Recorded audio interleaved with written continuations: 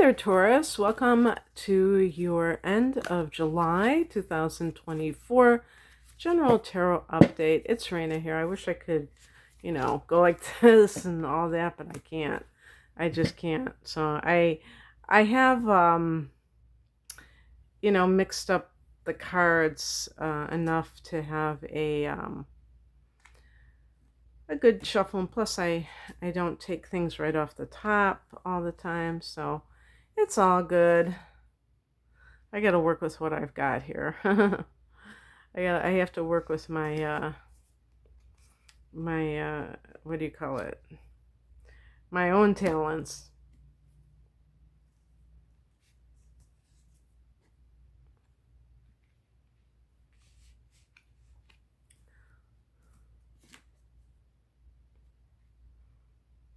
Okay, alrighty then. Let me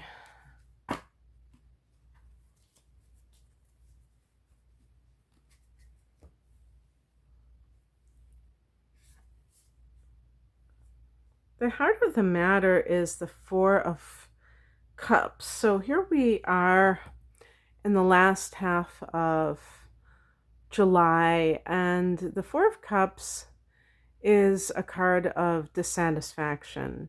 Now, this can be in a specific area of life. If your love life is blah, maybe it's your career. Now, remember that Uranus is in your sign, and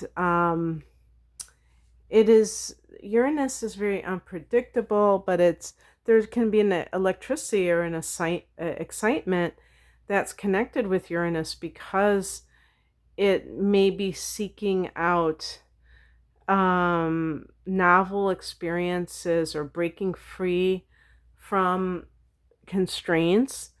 And so I don't know, I have Taurus rising myself, and Uranus, I've been having it in the 12th house because I have a later degree of Taurus rising. So it is going to come into my first house. And it's like, so it depends, this is a general reading. So it depends, whether your degree of sun or rising, when this has happened, how long this has been here, if it is in your first house. But basically,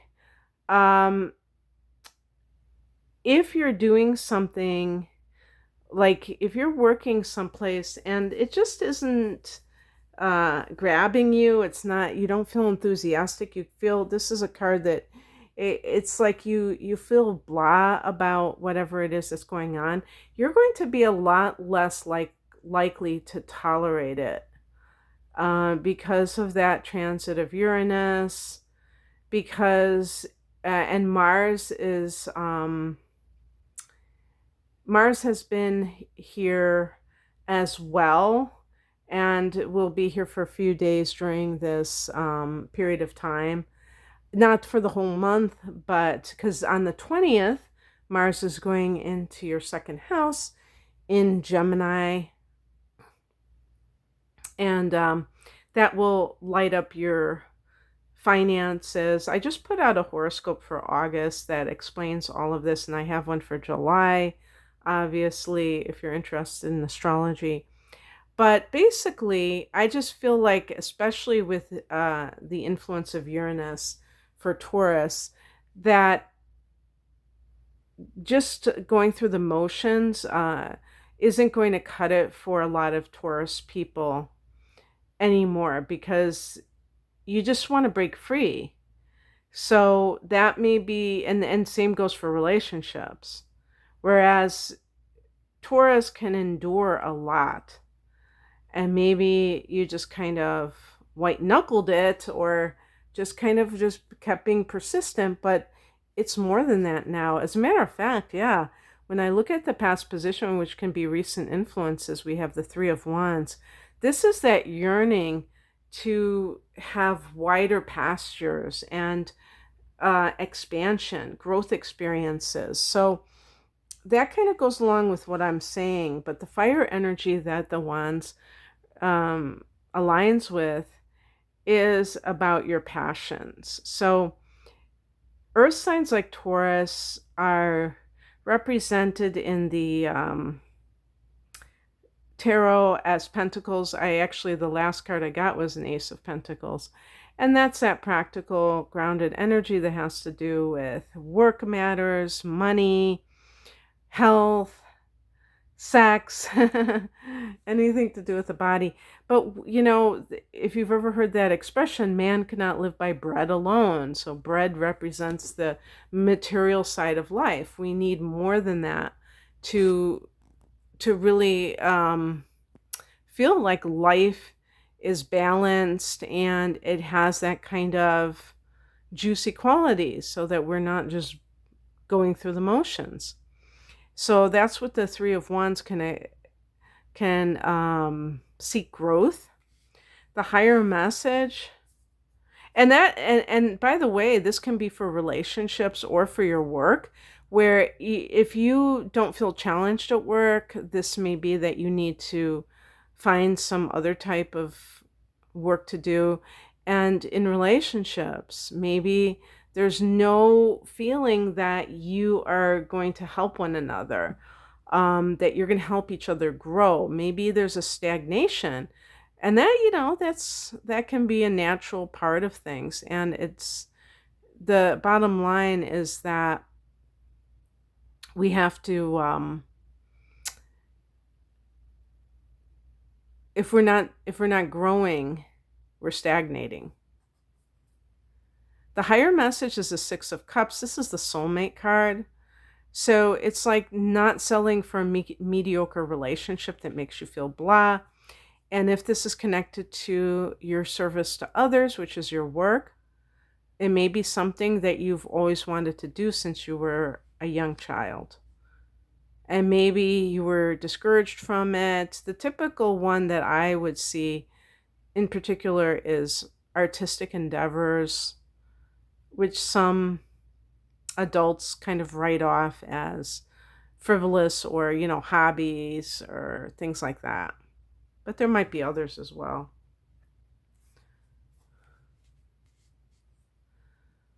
What crosses you is the Two of Cups, and this is a card, when we talk about this kind of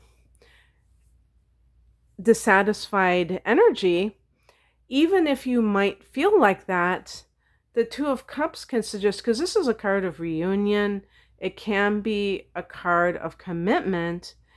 And for instance, let's say that you're in an unhappy marriage and maybe you have a distorted idea of what commitment is. And I could see a lot of Taurus people having this, because the fixed signs, Leo is the one that everybody talks about, but this is true of all the fixed signs, is that they're always considered loyal, but a lot of it too is that they are very steadfast, meaning that they tend to, or you tend to, because you're a fixed sign too, you tend to endure and maintain the status quo. So even in relationships, you're more likely to kind of like stay with what you have than to leave and initiate something else. So what that can do is it can prevent you from reuniting with someone. There might be somebody in your past that you really want to be with more than the current relationship. And yet you find that you can't necessarily do that, because the inertia that is generated by being in a relationship that you are not into, it's almost like acting as some kind of a block that keeps you from moving on in your life. But I also think it's because I also think the interpretation is that trying to rid yourself of this emotion, you can be blocked by the fantasy of reunion, or the fantasy of, okay, well, I took my vows, so I have to stay with this person forever. And I say that's a fantasy because Um, I personally don't believe that all relationships are destined to last a lifetime. This is one reason why I don't believe in marriage to begin with, even though I've had a relationship that's over 40 years old. So it's not like I'm, you know, totally like playing the field or something. So the point is that I just don't believe that we grow at the same rate sometimes with a partner. That would be ideal, but I don't think it always happens. And so, whatever the Two of Cups means to you, ask yourself, do you want the kind of relationship that you obviously don't have right now if you have the Four of Cups? I'm saying for the people that this resonates with. So, how can you make that happen? Well, first you have to tie up loose ends if you have a current relationship. That's for sure. You can't just go off and start a new relationship. And that may be the kind of sticking point for you because you might feel like, oh my gosh, what do I do now? And yeah, it's not necessarily easy, but that's the way life works sometimes. We can't always get what we want, but we get what we need, according to the Rolling Stones. Okay, what's coming in is a judgment card. This can be a legal judgment. And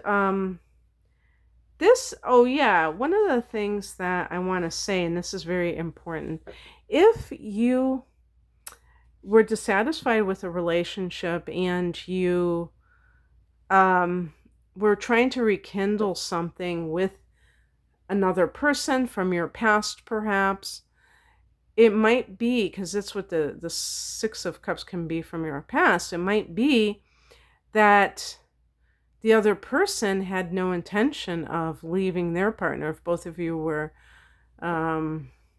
connected.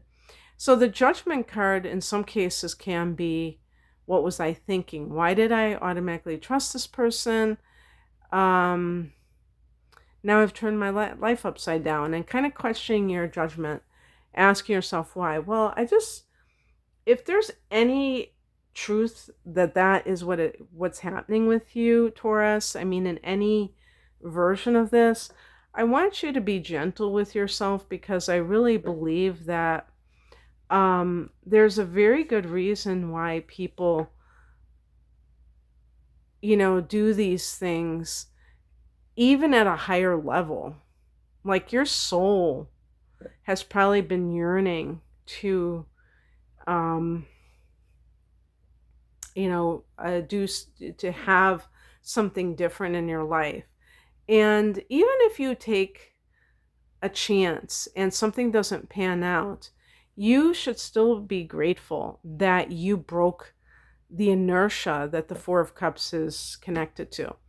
And if this is job related, the same thing applies.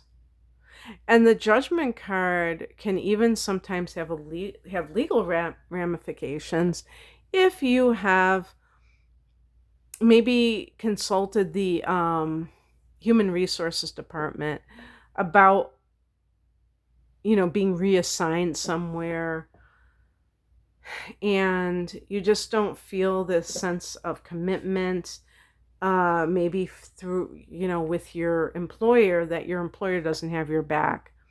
But this is where um you might, this card is in the upright position, so maybe things go your way. And actually, especially I would say for like work endeavors, the Ace of Pentacles as the outcome card really speaks to new beginnings with maybe an earth sign. So fellow Taurus, a Virgo, or a Capricorn. A new job can be the Ace of Pentacles, a windfall of money. So if there was some kind of legal matter that had money as the result, then looks like you will be receiving it. And it really, because I got these two cards back to back, it might be sooner rather than later. I don't always assume that the time frame, like I'm giving this the second half of July, is going to necessarily be accurate, but at the very least, it might be in the ballpark. Let's put it that way. Okay, that's what I have for you, Taurus. I hope that this resonates. If this is a new uh, love situation coming into your life, I believe that it's either with somebody who is an earth sign or they have that prominent in their chart, or it can mean that it isn't necessarily this thing that like knocks your socks off, but it really is grounded and natural. It's not fake. It's very down to earth. This interaction that you have or the initial stages of something with someone, it's realistic and it could stand the test of time because it is grounded. It's not a flash in the pan. If I got the Ace of Wands, it might be more of a very passionate affair that burns out as quickly as it starts. Okay, Taurus, that's what I have for you. I hope that this resonates. If you would like a personal reading, the link is below. Take care. Bye.